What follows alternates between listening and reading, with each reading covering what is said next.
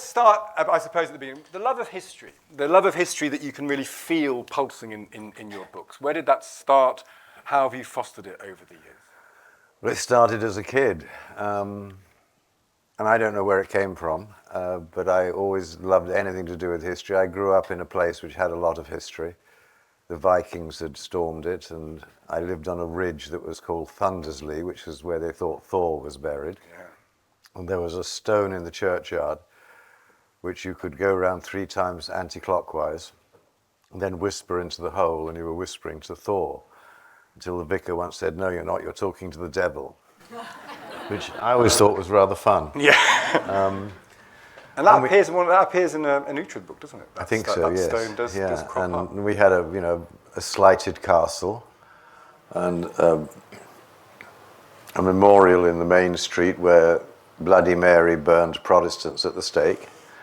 So, there was lots of history there. And did you feel that there's a great quote I always think about by the historian guy called Trevelyan, and he talks about the poetry of history, where you walk on a patch of land and you feel the fact that countless people have trod that same path as you over. And where the whole world changed. Yeah. I went to the battlefield at Saratoga, a great American victory, and there was a memorial there which didn't give the name on it, just said "to the greatest soldier of the American Revolution." And they meant Benedict Arnold, the great traitor. And Benedict Arnold, on that very patch of ground, which is not much bigger than this room, assaulted a British battery and captured it. And that really changed the whole Battle of Saratoga. Now, if they hadn't won Saratoga, the French would never have come into the war. The frogs won't join you unless they think you're already winning. And if the French hadn't gone into the war, they wouldn't have gone bankrupt. There'd have been no French Revolution, no Napoleon, no Waterloo. So on that patch of ground, Benedict Arnold changed history, totally. And it all followed from that one charge. Yeah, without realising it. Yeah, without realising it. What are books that you read as a child? I know that you've talked about C.S. Forester, the Hornblower books. I saw in one of your books that you like John MacDonald Fraser. One was dedicated to John MacDonald Fraser. Is that right? Or yes. You read the Flashman books, which are magnificent. They are magnificent, yes. Ribald kind of fake histories that are just glorious things. Well, it's not fake history. There's great history within it, isn't there? Yeah, he did immaculate research. Yeah. And he's a bit politically incorrect now, actually. But I don't know how. He was desperately politically incorrect, but he was funny. Yeah. No, I like George a lot, and I have notes from him.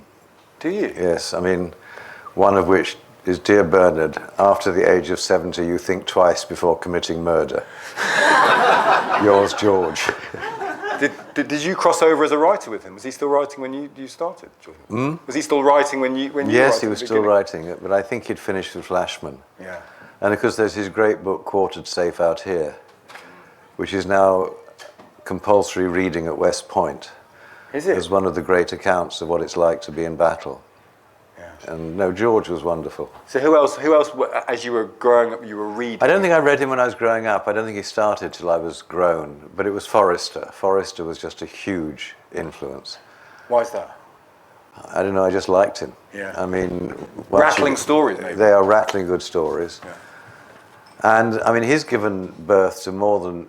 Sharpe is Hornblower on land. Yeah.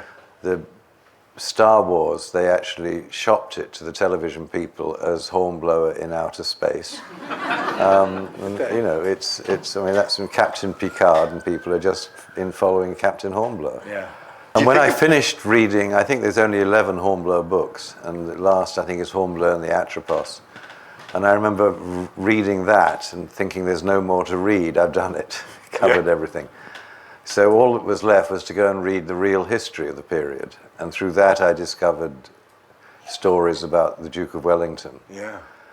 And I thought, why is nobody telling these stories? Why is it... And there were lots of naval... Dudley Pope, Alexander Kent, eventually O'Brien, and of course C.S. Forester, all making a perfectly adequate living from writing about beating the French up at sea. And I thought there's got to be a market for beating the frogs on land. And I used to haunt the bookshops looking for this series, and eventually realized it didn't exist. Ah. And a little light went off in my head saying, if nobody else is going to write it, you write it. So that's what I did.